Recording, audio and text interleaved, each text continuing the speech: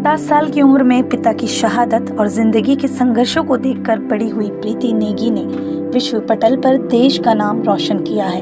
उत्तराखंड के रुद्रप्रयाग जिले की रहने वाली प्रीति नेगी ने महज 3 दिनों में साउथ अफ्रीका की सबसे ऊंची चोटी माउंट किलिमंजारो पर तिरंगा फहराया, जिसके बाद प्रीति नेगी के सपनों को मानो पंख लग गए और वह दूसरी लड़कियों के लिए प्रेरणा बन गई जो आगे बढ़कर कुछ करना चाहती हैं। प्रीति नेगी का सफर इतना आसान नहीं था। पिता की शहादत के बाद परिवार टूट चुका था, लेकिन उनकी मां भगीरथी देवी ने उन्हें संभाला और आगे बढ़ने की प्रेरणा दी। प्रीति नेगी ने भी अपनी मां के सपने को पूरा करने के लिए दिन रात एक कर दिए।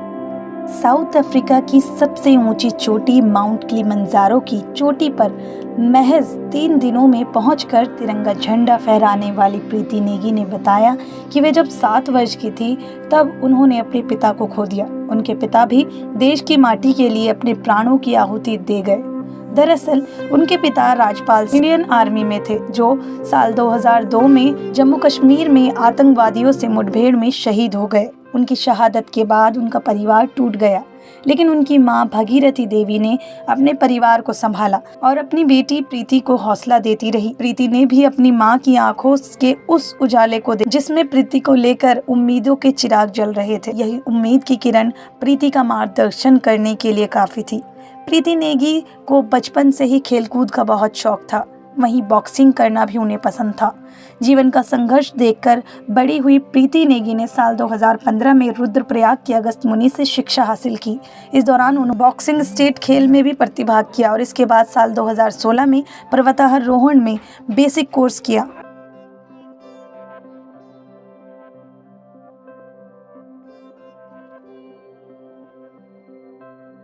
18 दिसंबर सुबह 6 बजे साउथ अफ्रीका के तंजानिया की सबसे ऊंची चोटी माउंट किलिमंजारो पर जब उत्तराखंड की बेटी प्रीति नेगी ने तिरंगा फहराया तो उन्होंने अपने जाबाज पिता को याद कर श्रद्धांजलि दी।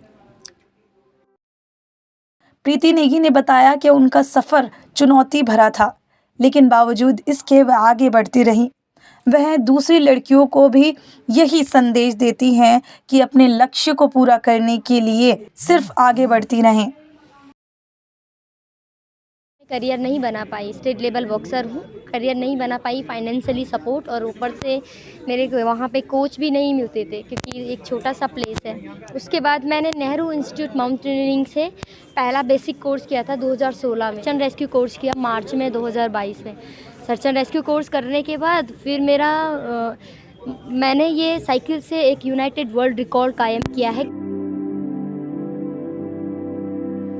देहरादून से न्यूज़ 18 लोकल के लिए हिना आज़मी की रिपोर्ट।